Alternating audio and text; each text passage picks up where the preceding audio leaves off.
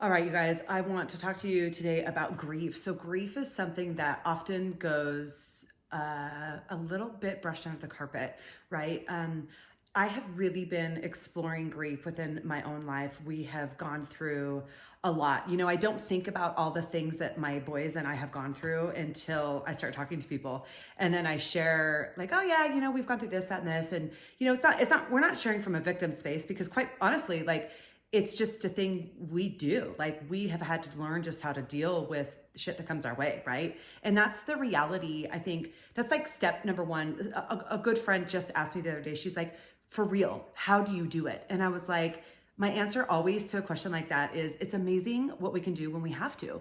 It is absolutely incredibly amazing what we can do when we have to. And so oftentimes we really underestimate what we're capable of. We underestimate what our ability to get through something is. We underestimate what our outcome is going to be on the other side of something that can be so tragic. Because like I said, our family has gone through a lot. Just since COVID happened, we have had serious major things that have impacted our family. I nursed my dad to death. I shifted my business and basically separated the two companies, which any of you entrepreneurs who knows that we've got the two different divisions. We've got the freedom after divorce, and which helps executives recover from divorce and high achievers get back on their feet after divorce. The average time it takes people to get over divorce is 7 years.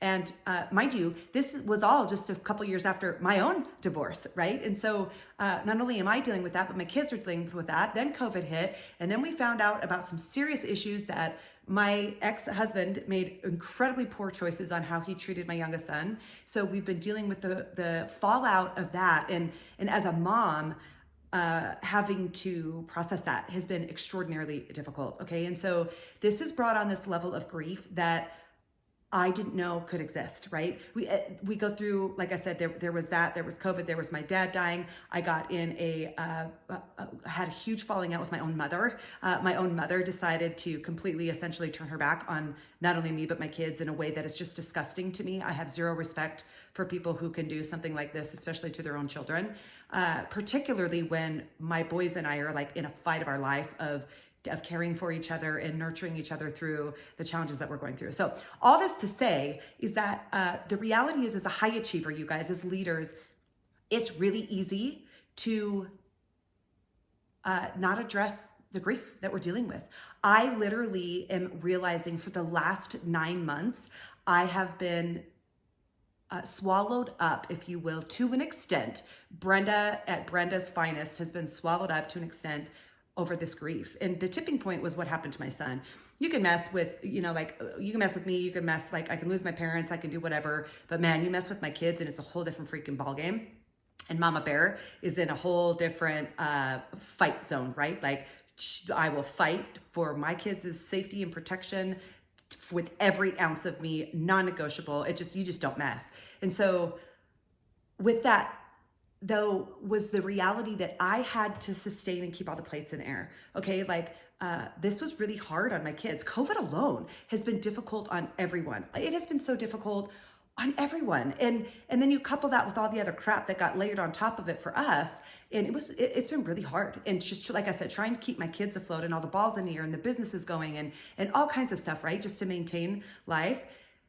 I woke up and I realized, actually, I got smacked in the face by my coach, my business coach. Every good coach has a coach, man. If you guys are working with someone and they don't have someone that they're working with, that's a red flag. I say it all the time and I'm going to say it again. Everybody should be growing. If you're not getting leadership skills from somebody who's actively growing and seeking greater leadership skills themselves from people who are ahead of them, something is wrong. Okay. That's a huge red flag. Nonetheless, my coach chewed my ass basically one day. And I didn't see the impact that me not dealing with this grief was having on every area of my life, particularly in my business growth, right? I've been so fortunate that my business just kind of operated on autopilot, and we grew our business by referrals only. And we didn't have to do anything really to get where our team was in the space that we were. yet I went to this coach like for scalability. We're seeing the impact that all this training is having on companies and people, and how it's radically revolutionizing their life and dramatically changing their life. So I went to him to scale, right? And so all of these things that he was saying, well, this is how you scale, this is what you do. And I wasn't doing it. And I didn't realize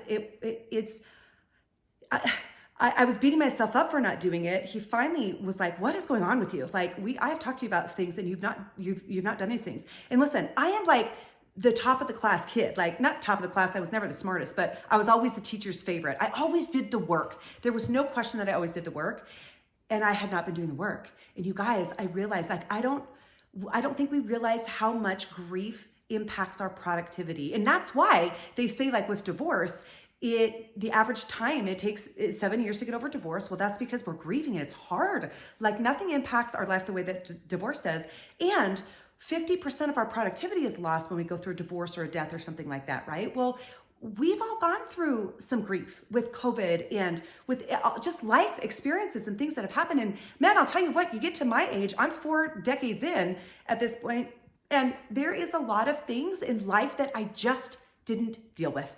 I didn't realize that I had so much grief around the way that I was raised, around the way that my parents treated me, about myself, about how I allowed these things to happen, why I allowed myself to marry my ex-husband. I knew it was not right. 5 days before the wedding, I called the wedding off, and I got guilted into pulling the trigger anyway, because of all the expense that people and the plans and everything. It's like, holy crap, if I would have walked away from that marriage and all the money we spent on that wedding, it would have been a hell of a lot cheaper than what I spent just last month on attorney fees, right? Because this is what I work for, is to keep my kids and safe and protected at this point today, right? Like that's priority number one. That's why I do everything. It's for my kids. It's for my kids.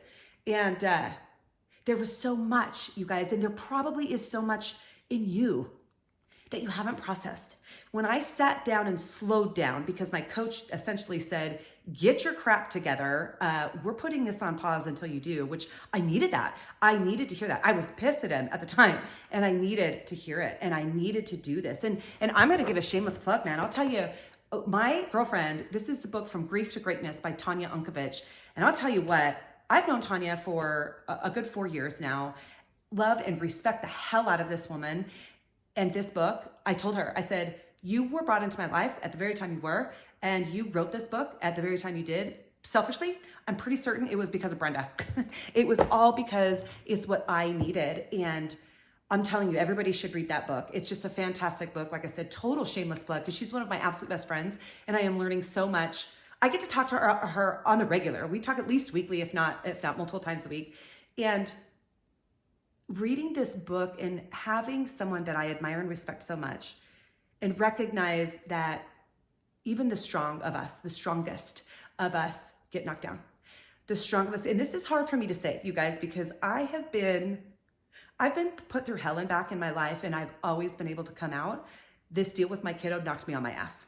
It knocked me on my ass for several months, and it's not over, but it's not got me down anymore, right? But I had to slow down long enough to actually deal with and process this grief. So I cannot encourage you guys enough. Take time. Sit down, evaluate your life. What is hanging over you? The amount, I always give like the amount of energy that we have to give in a day is like it's like a pizza, right? It's a circle, however you want to look at it. And if I am consumed by 25, 30, 35%, whatever is being consumed by things that we're carrying around, right? And I don't want to call it baggage, because grief isn't baggage. Grief is different. It's processing the hurt and the emotion and the shame and the frustration and the injustice and the heartache and the forgiveness that needs to happen, not only for other people, but for yourself, right? I am really having to forgive myself for so many things in my life that I put up with. I have put up with so much crap with people in my life for way too long, way too long. And I've had to learn to forgive myself. I'm grieving my lost identity through that time. The time that I lost being what I needed to be. I hear people say all the time, they hear me speak, they see me do this, they're like, oh my God, you changed my life. And yet half the time I sit back, I am not playing full out. I have not been playing full out for the last 9 months. I was doing a killer job of it prior to, and when it all just hit me, I stopped playing full out, and I have not been there for people the way that I could have been had I been playing full out. I was only able to sustain the clients that I had, and I wasn't able to grow, and I wasn't able to make the impact that I've needed to. And I just want to tell you all now, this girl is back. She's on fire. She's ready to rock.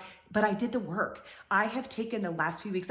I'm sure you guys have noticed it's been pretty quiet the last few weeks. I've been pretty quiet the last few weeks. Why? Because I've been reading, rereading, going through this and processing and journaling in a way that I didn't used to journal. I gave up on that for years. I just didn't.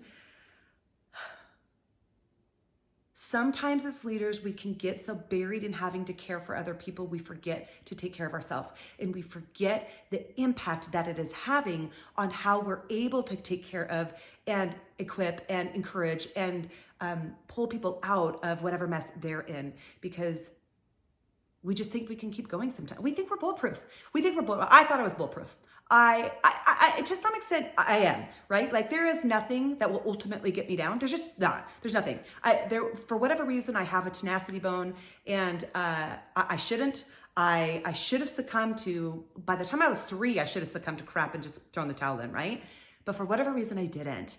And I really encourage you, hear me for just a minute.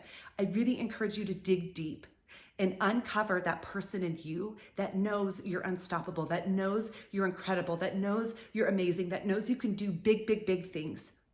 And don't let the weight of this world weigh you down. The way that you can let the weight of the world weigh you down is by not dealing with and addressing your grief. So I really, really encourage you, get the book From Grief to Greatness by Tanya Unkovich.